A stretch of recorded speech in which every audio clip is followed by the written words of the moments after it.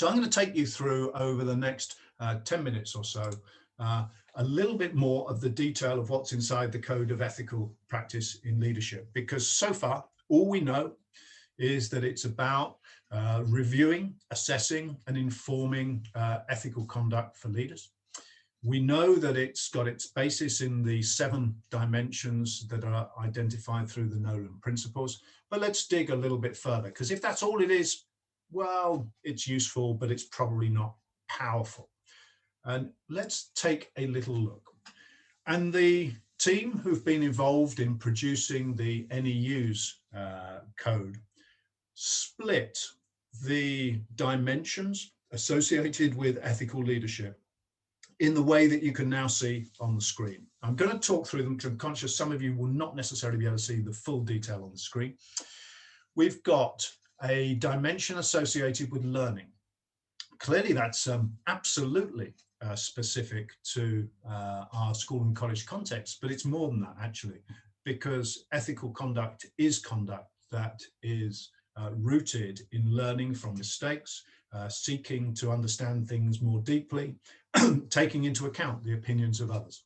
So we've got a dimension related to learning. We've got dimensions, as you can see down the left-hand side of the screen, associated with each of the letters of leadership, an ethical strand about values, aspiration, diversity, evidence, hugely important part of objectivity in decision-making, responsibility, support or supportiveness, holisticness, being concerned for the overall well-being of individuals and a community, integrity, and the final one of those dimensions is purpose.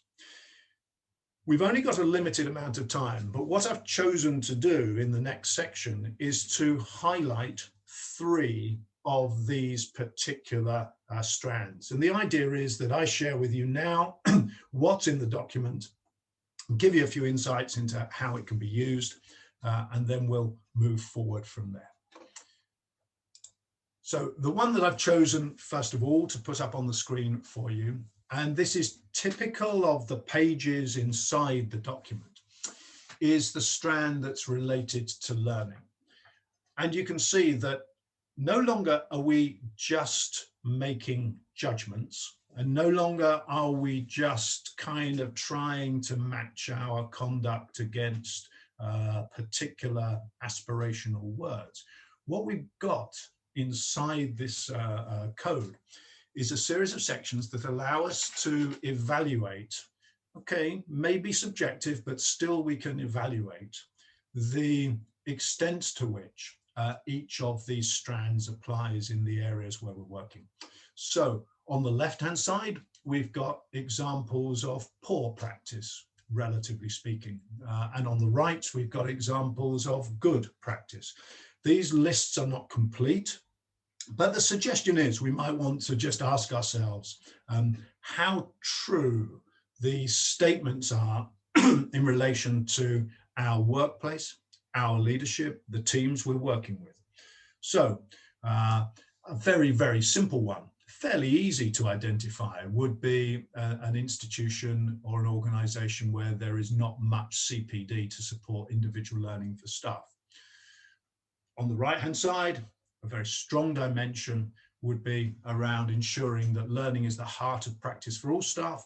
And that includes obviously the provision of courses and training, but mentoring and coaching, and an assumption about every person who you're working with in your organization, that they have the capacity to grow and that they have the entitlement to access what they need to support that growth. Just going to choose 2 more dimensions that we've got here. We've got the element about learning from mistakes. Openness around mistakes is one of the most powerful dimensions of ethical leadership. The willingness to say, that wasn't right, didn't get that right for these reasons, and this is now the learning that is emerging from that. And finally, amongst these, you will see that there are also elements that we can look at specifically in the school or college context, which are associated with student behavior. the relationships that students have towards learning, whether they feel that they are involved in learning or being put through learning, being forced to learn or delighting in learning. And although that can be difficult, nonetheless, it is a hallmark of an organization that has that overall ethical dimension within its provision and leadership. I'm going to take us through 2 more of these sample pages. Excuse me, I won't do all of them. So the next one that I chose is responsibility. And looking at the left, because sometimes, to be quite honest, it's easier to spot the things that are bad about aspects of leadership. So just looking across to the left for a moment, we've got a statement that says, leaders are frightened to challenge those devising education policy and systems of measurement, for example, government and Ofsted. Just want to talk specifically about that one because it's rooted very deeply in the reasons that leaders use to determine their decisions. And I think sometimes we just need to give all our leaders that little bit more confidence to say that there are very few good reasons to make a decision for their workplace, and compliance, in this case, compliance with an inspection regime, that's not a great reason for doing anything in an education workplace. Reasons that would be good are reasons associated with practices that are more effective.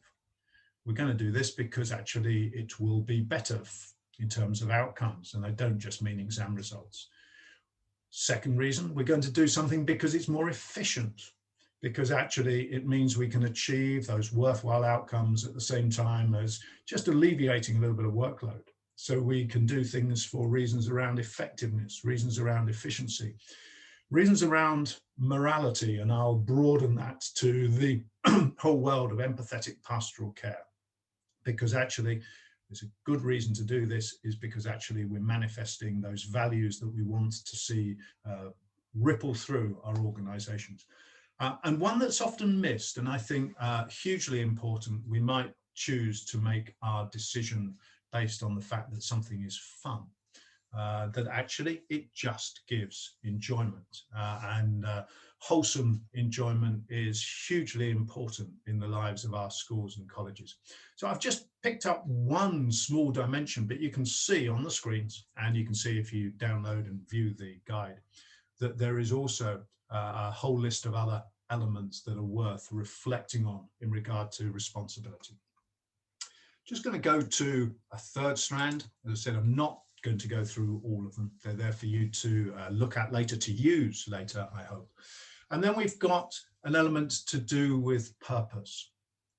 And here, once again, just probably worth thinking a little bit about the experience that many of us will have had over the last few weeks, where we've been operating in an environment where, in some instances, decision-making at a national level, and here I'm talking about the department, decision-making at a national level has been of a very temporary and lurching kind. We go from one day to the next, not knowing what we're going to be expected to do, what's going to change.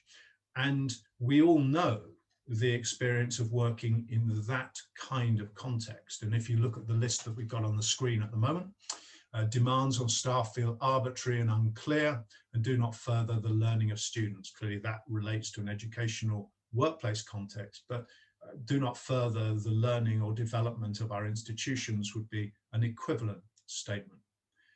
And what we understand and we know from our own experience is that it's when we have a very clear sense of purpose and direction, that the values are consistent, the decision-making is objective, robust, open, and available for analysis, that actually the organization that we're working with as a position of leaders can then move forward.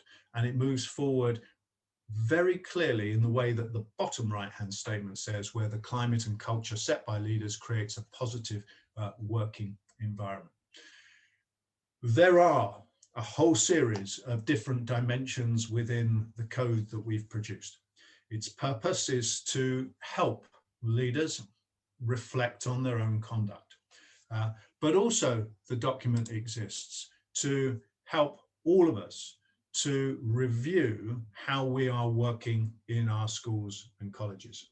And I'm just going to make two suggestions. One of them, I think probably all of you will like. The other one is a little more bold.